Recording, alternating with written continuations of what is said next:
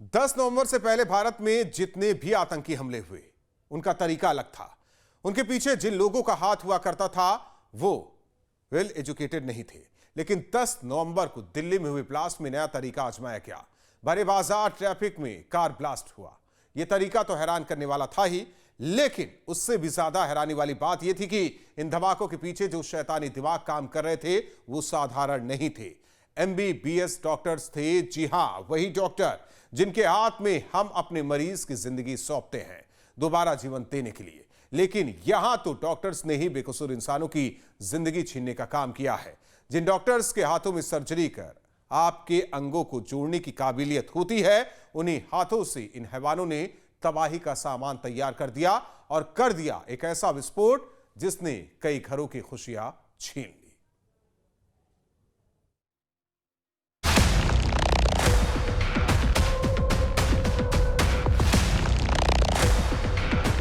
दिल्ली धमाकों का फरीदाबाद कनेक्शन।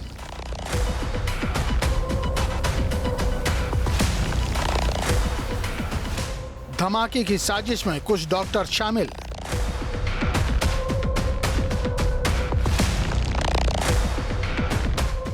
दिल्ली में मौत बांटने वाले आतंकी डॉक्टर।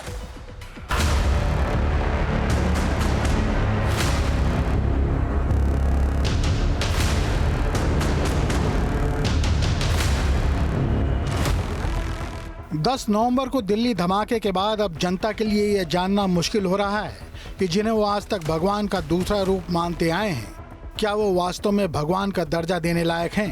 क्योंकि जब मरीज की हालत गंभीर होती है तो घर वाले भगवान के सामने हाथ जोड़ने से पहले डॉक्टर के सामने हाथ जोड़ते हैं और अपने मरीज को उनके हवाले कर देते हैं, इस आशा के साथ कि अब डॉक्टर ही मरीज को इस मुश्किल से उबारेगा।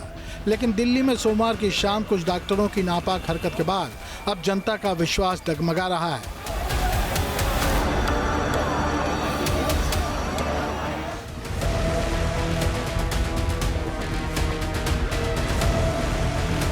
दुनिया को दिखाने के लिए ये लोग पेशे से डॉक्टर हैं, लेकिन इनका असली पेशा अब दुनिया के सामने आ चुका है। आतंक के इस मॉड्यूल की जांच अब कई राज्यों तक फैल चुकी है। लखनऊ, फरीदाबाद, पुलवामा, अनंतनाग और सहारनपुर तक छापेमारी की गई है। हैरत की बात है कि धमाके से ठीक पहले सोमवार की सुबह ही जम्मू कश्मीर और फरीदाबाद पुलिस ने एक ज्वाइंट ऑपरेशन में दो अलग अलग घरों से 2900 किलो आईडी बनाने वाले केमिकल, हथियार और गोला बारूद बरामद किए थे। ये कार्रवाई जैश ए मोहम्मद और अंसर गजवत उल हिंद से जुड़े एक अंतर्राज्यीय आतंकी नेटवर्क के भंडाफोड़ के दौरान हुई थी।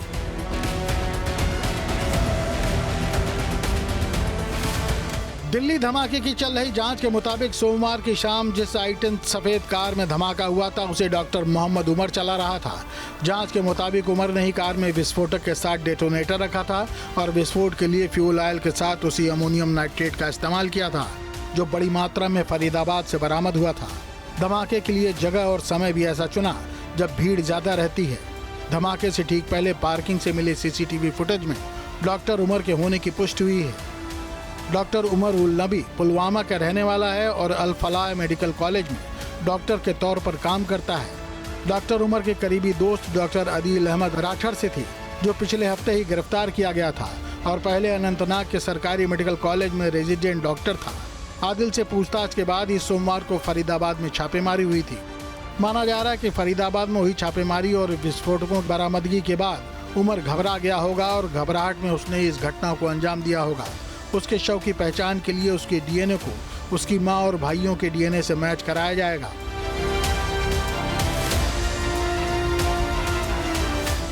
फरीदाबाद आतंकी मॉड्यूल का दूसरा चेहरा डॉक्टर आदिल अहमद राठर है, जो सहारनपुर में डॉक्टर है। आदिल कश्मीर के कांजीगुड़ अनंतनाग का रहने वाला है। पहले अनंतनाग के सरकारी मेडिकल कॉलेज में रेजिडेंट डॉक्टर था। आदिल के अनंतनाग GMC मेडिकल कॉलेज के लॉकर से एक AK-47 मिली थी और ये लॉकर पिछले 4 साल से बंद था। जम्मू कश्मीर पुलिस ने डॉक्टर आदिल अहमद राठर को अनंतनाग से गिरफ्तार किया था, जिसका संबंध जैश ए मोहम्मद और अंसार गजवात उल हिंद से पाया गया है। आदिल पहले श्रीनगर में आतंकी पोस्टर लगाने में भी शामिल रहा है। डॉक्टर मुजम्मिल शकील भी फरीदाबाद की अल फलाह मेडिकल यूनिवर्सिटी में पढ़ाता था। 10 नवंबर को मुजम्मिल को फरीदाबाद से गिरफ्तार किया गया था। वो कुयल पुलवामा का रहने वाला है। मुजम्मिल के किराए के कमरे से 360 किलो विस्फोटक, राइफल और मैगजीन बरामद हुई थी और मुजम्मिल के दूसरे ठिकाने से 2563 किलो विस्फोटक बरामद किया गया था, जो जैश जैसे प्रतिबंधित संगठन से जुड़ा हुआ था। इसकी गिरफ्तारी के बाद ही घबराहट में आदिल ने ब्लास्ट किया होगा। फरीदाबाद आतंकी मॉड्यूल का चौथा चेहरा है डॉक्टर शाहीन शाहिद, जिसकी गिरफ्तारी 7 नवंबर को हरियाणा के फरीदाबाद से हुई थी। शाहीन भी फरीदाबाद की अल फलाह यूनिवर्सिटी में कार्यरत थी, जो लखनऊ की रहने वाली है। डॉक्टर शाहीन शाहिद की कार से कैरोम कॉक नाम की असॉल्ट राइफल मिली थी। यह कार्रवाई मुजम्मिल की निशानदेही पर ही की गई थी। जानकारी के मुताबिक शाहीन डॉक्टर मुजम्मिल की दोस्त है। शाहीन की गिरफ्तारी के बाद जम्मू कश्मीर पुलिस और एटीएस इस मकान पर पहुंची थी। शाहीन के फादर का ये मकान है, कंधारी बाजार 121 नंबर मकान है और 2 घंटे लगभग पुलिस ने यहाँ से पूछताछ किया। शाहीन के भाई परवेश वो भी लखनऊ में रहते हैं। सबसे पहले एटीएस की टीम उनके यहाँ पहुंची थी और वहाँ से जो उनका घर का ताला था उसे तोड़कर वहाँ पर सर्च किया और उसके बाद एटीएस की टीम यहाँ पर पहुँच गई।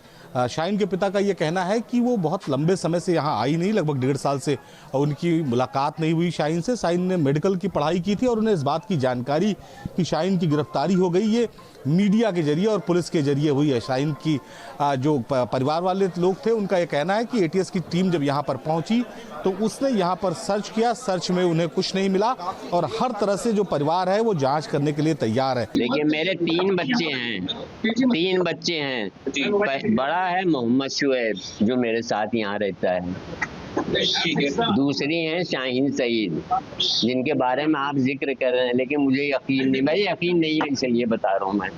थर्ड हैं परवेज सईद अंसारी। शाहीन ने इलाहाबाद से MBBS भी किया है, MD भी इलाहाबाद से मेडिकल कॉलेज, दोनों मेडिकल कॉलेज से किया है। बात अभी 1 महीने पहले लगे हमसे बात हुई है शाहीन से। हाँ, परवेज से हर हफ्ते होती है बात। कल मेरी नहीं हुई इसलिए बात, कल मैं शादी में था। शाहीन का एक भाई डॉक्टर परवेज अंसारी है, उसके घर भी छापेमारी हुई है। देखिए लखनऊ का लालबाग इलाका है, कंधारी बाजार कहा जाता है और शाहीन का घर इसी कॉरिडोर में है जिसे कॉर्डन ऑफ किया गया है। पुलिस ने पहले तो शुरुआती दौर में लोगों को रोका यहाँ पर जाने के लिए, लेकिन अब चूंकि एटीएस की टीम पहुँच चुकी है और इसके साथ जम्मू कश्मीर पुलिस पहुँच चुकी है तो उसके परिवार के लोगों से पूछताछ की जा रही है। उसका एक भाई और पिता और माता, यहाँ कहा जाते हैं कि 2 लोग रहते हैं, 3 लोग। और शाहीन का जो भाई है वो जो है IIM रोड पर रहता था, वहाँ पर सुबह छापेमारी हुई थी। हालांकि वो पुलिस के हाथ नहीं लगा। शाहीन चूंकि अब पुलिस के हिरासत में है तो उसके परिवार के लोगों से पूछताछ की जा रही है। पूरे मोहल्ले के यहाँ पर भीड़ जमी हुई है। सुबह से पुलिस लगातार यहाँ पर इस इलाके को मॉनिटर कर रही थी। शाहीन के इस घर को आइडेंटिफाई करने की कोशिश कर रही थी। जब इस घर को आइडेंटिफाई किया गया उसके बाद एटीएस की टीम और जम्मू कश्मीर पुलिस दोनों इस वक्त इस घर के अंदर मौजूद है, इस आवास के मौजूद है। पुराना मकान था। कुछ लोग यहाँ पर प्रत्यक्षदर्शी भी हैं, आसपास के लोग हैं, इनसे समझने की कोशिश करेंगे कि जो शाहीन है वो अपने परिवार के साथ यहाँ कब से रह रही है। आप लोग आसपास के लोग? क्योंकि मुझे लगता है बचपन से यहीं वो लोग, इनकी पूरी फैमिली जो है 25-30 साल हो गए यहीं रहते हैं ये लोग। इसके शाहीन के फादर डॉक्टर थे? जी शाहीन के फादर डॉक्टर थे? फादर डॉक्टर नहीं थे, इनके बच्चे इनके डॉक्टर हैं। शाहीन डॉक्टर थी, उसने इलाहाबाद से पढ़ाई की, उसके बाद इलाहाबाद में कुछ दिनों प्रैक्टिस किया। अभी कब आपने लास्ट में देखा शाहीन को यहाँ पर? ये तो काफ़ी टाइम, ये तो शाहीन तो यहाँ मुझे लगता है काफ़ी। जहाँ भक्ति है हर शब्द में, कथाओं में छुपे हैं दिव्य रहस्य और ज्योतिष देता है जीवन को दिशा। धर्म से जुड़ी हर बातों को जानने के लिए हमारे चैनल स्तुति को सब्सक्राइब करें। चैनल पर जाने के लिए इस लिंक पर क्लिक करें।